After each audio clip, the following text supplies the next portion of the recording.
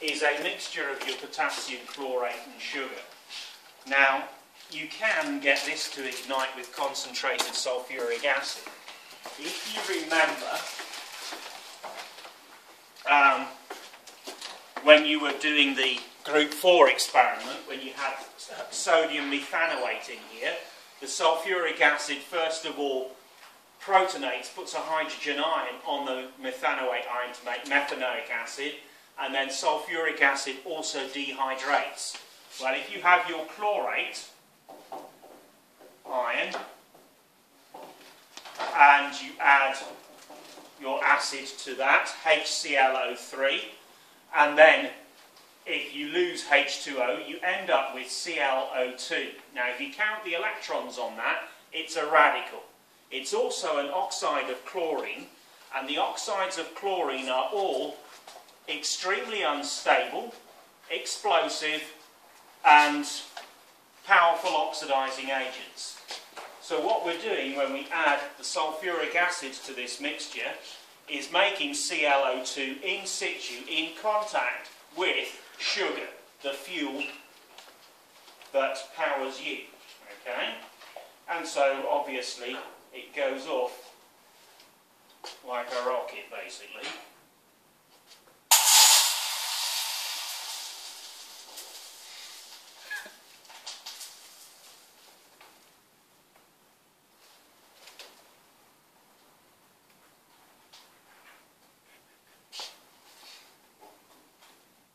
Normally 1 centimetre cubed of sulfuric acid is enough, but it's like a Ukrainian rocket. If it insists on a little more.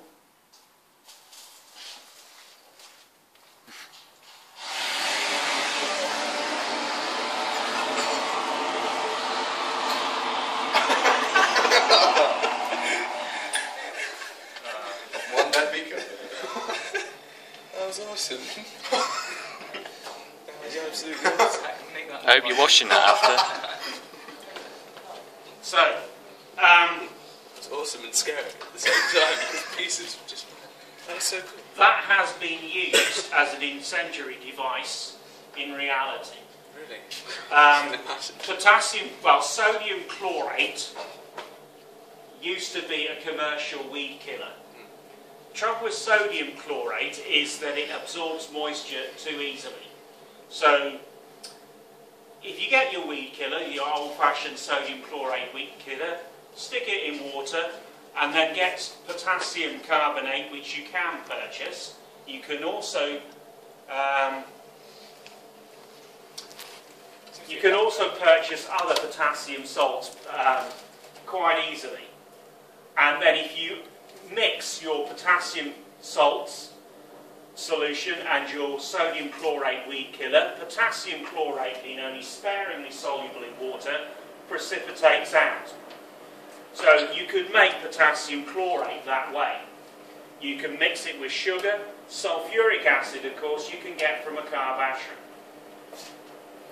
Now, during the early 70s, the IRA used to use this as an incendiary device. They would actually get hold of sugar easily enough, potassium chlorate they'd mix it, get the sulfuric acid, and then they'd put that incendiary mixture in a box with some wood shavings to provide a bit more fuel.